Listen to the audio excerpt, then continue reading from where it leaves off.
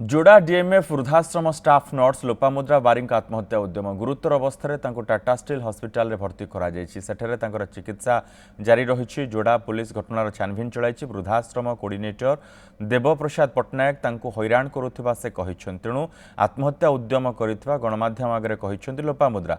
वृद्धाश्रम कोऑर्डिनेटर देवप्रसाद पट्टनायक और अन्य कर्मचारी को पुलिस पचराउचरा करिछि।